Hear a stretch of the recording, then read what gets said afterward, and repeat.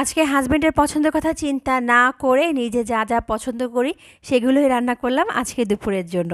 আর এইদিকে আমার মেয়ের আম খাওয়া দেখে আমি নিজেই অবাক হচ্ছি। একেবারে হচ্ছে ঈদের মতো খেয়ে খেয়ে খোসাটা আমার হাতে দিচ্ছে। মাশাল্লাহ। আসসালামু আলাইকুম, কেমন আছেন সবাই? প্রথমেতে বললাম নিজের আজকে পছন্দের খাবারগুলো দুপুরে রান্না করব। এইখানে আমি কিছুক্ষণ আগে পটল ভালো করে ছিলে নিয়েছি। তো সেই পটলগুলো আমি এখন সেদ্ধ করে নিব। তো পটলের ছাল আর হচ্ছে বা খোসা আর কি, আর দুইটা পটল আমি এরকম করে ছোট ছোট করে সেদ্ধ বসিয়ে দিয়েছি।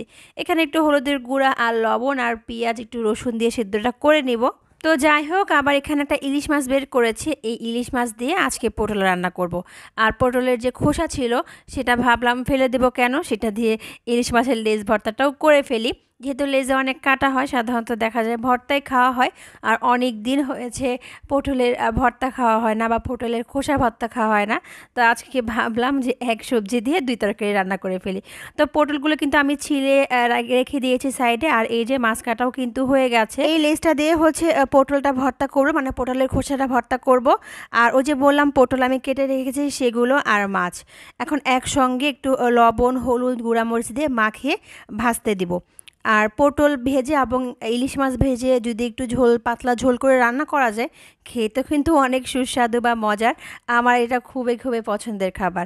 মাঝে মধ্যে তো মায়ের হাতে শাশুড়ি মায়ের হাতে খাওয়া হয়, তবে আমি আজকে হচ্ছে নিজেই রান্না করে খাচ্ছি।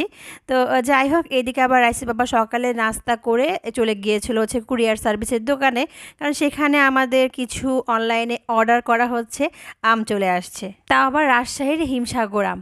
বলেন এবার কেমন হবে? একটা আম আপনাদেরকে একটু পরে কেটে দেখাবো।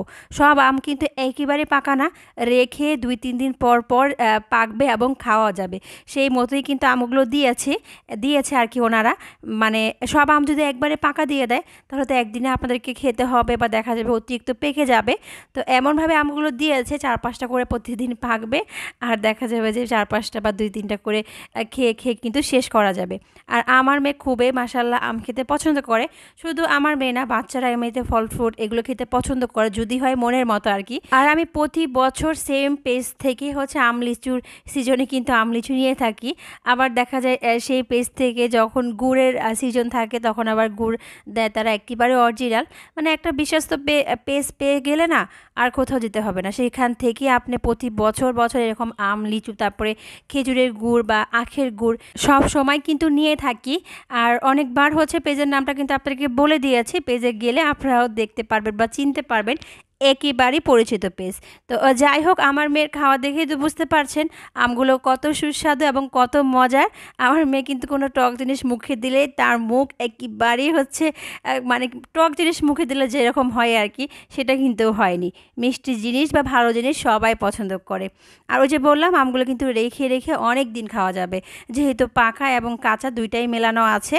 আর আমগুলো যে পেজ থেকে নিয়েছি আপনাদের সুবিধার্থে পেজের নামটা কমেন্টসে এবং ডেসক্রিপশন বক্সে মেনশন করে দিব, চাইলে কিন্তু আপনারা এই ফ্রেশ এবং হচ্ছে কেমিক্যাল মুক্ত আমগুলো আপনাদের জন্য অর্ডার করতে পারেন। তো যাই হোক, আম নিয়ে আর বসে থাকবো না, সব কিছু গুছিয়ে তারপরে এখন চলে যাবো রান্নাঘরে। কারণ রান্নাঘরে এই তো এদিকে আমি আম সবগুলো গুছিয়ে রাখছিলাম, আর এই দিকে কিন্তু আমি মাছ ভাজতেও দিয়ে গেছি। তো মাছও কিন্তু ভাজা হয়ে গেছে। তো মাছ এবং পটল ভেজেই কিন্তু আমি রান্না করব। তো এই যে তেলগুলো দেখছেন, গতকালকে কাবাব ভাজা হয়েছিল, সেই তেলটাই আমি ভালো করে আর কি ছাঁকনি দিয়ে ছেঁকে অয়েল জারের মধ্যে রেখে দিয়েছিলাম, সেটাই আজকে দিয়ে আবার রান্নাটা সেরে ফেলছি। তো ভাজাভাজির কাজটা এই তেল দিয়েই হবে। তো যাই হোক, এই যে দেখেন আমি এর মধ্যে কিন্তু পটল দিয়ে খুব ভালো করে কিন্তু ভেজে নিয়েছি। ওইদিকে আবার পটলের খোসাটাও কিন্তু সেদ্ধ হয়ে গেছে, আমি কিন্তু পানি ফেলিনি, মানে পটলের খোসাতে সেদ্ধ দিয়েছি, একেবারে পানি সহ শুকনো শুকনো করে সেদ্ধ করা হয়েছে। একটু পরে ভর্তাটা করব তো তখনই শেয়ার করি, তার আগে মাছটা রান্না করে ফেলি। তো এইখানে আমি এই তো তেলটা দেওয়ার পরে শুধু পেঁয়াজ বাটা আর হলুদের গুঁড়া মরিচের গুঁড়া দিয়েছি আর লবণ দিয়েছি। যেহেতু ইলিশ মাছ বেশি মশলা দিব না, অল্প মশলায় রান্নাটা করে ফেলবো। এরপর দিয়েছি হচ্ছে লবণ। খুব ভালো করে যখন হচ্ছে মশলাগুলো কষানো হয়ে যাবে, এই তো আমি কিন্তু এখন ভাজা পটল আর হচ্ছে ইলিশ মাছগুলো দিয়ে দিয়েছি। যদিও এই তরকারিটা রাঁধতে গেলে একটু তেল বেশিই লাগে, কারণ মাছ ভাজতে হয় পটল ভাজতে হয়। তো দেখা যায় রান্না করলে কিন্তু খুব মজা হয়। যেমন বেগুন ইলিশ আমরা রান্না করি, বেগুনটা ভেজে যখন রান্না করা হয়, ইলিশটা ভেজে যখন রান্না করা হয়, এই রেসিপিগুলোর স্বাদ একেবারে অন্যরকম। তাই তো মাঝে মধ্যে এভাবে রান্না করা হয়। তো যাই হোক, পটলগুলো দেওয়ার পরে আমি কিছুক্ষণ কষিয়ে নিয়েছি। এর পরে হচ্ছে ভাজা মাছগুলো দিয়ে দিলাম। তারপর ঝোল দিলাম, বেশি ঝোল রাখবো না, তো সেই জন্য এরকমটা দিয়ে দিয়েছি, হালকা পাতলা ঝোল থাকবে। আর এই তো এখানে হচ্ছে পেঁয়াজ আর শুকনো মরিচ একটু ভালো করে ভেজে নিয়েছি সরিষার তেলের মধ্যে। এরপর আমি ওই তো পটলের খোসা আর পটল সঙ্গে দুইটা কিন্তু পটল ছোটো ছোটো করে কেটে দিয়েছিলাম, সেটাও কিন্তু সেদ্ধ আমি করে এই তো এখন একটু ভালো করে এর মধ্যে ভাজবো। আর শুধু খোসার মধ্যে যদি একটা দুটা পটল দেওয়া যায় তাহলে ভর্তাটা খেতে কিন্তু আরও বেশি মজার হয়। তো যাই হোক, খুব ভালো করে আর কি ভাজা ভাজা করব আমি। সেই সাথে ইলিশের লেজটাও কিন্তু ভেজে নিয়েছিলাম।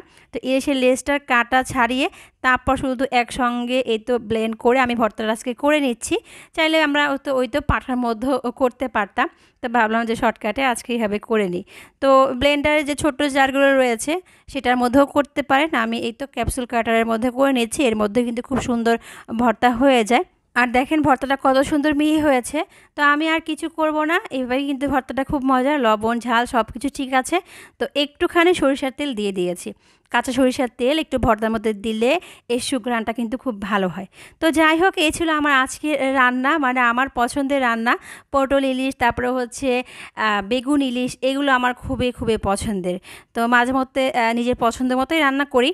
রাইসের বাবা হচ্ছে পটলের বিচি থাকে দেখে পটলটা বেশি খেতে পছন্দ করে না, তবে তার পছন্দের কথা আজকে চিন্তা করলাম না, নিজের পছন্দেই হচ্ছে রান্নাটা করে ফেলেছি দুপুরের, কারণ মাঝে মধ্যে নিজের পছন্দটাকে প্রাধান্য দেওয়া উচিত।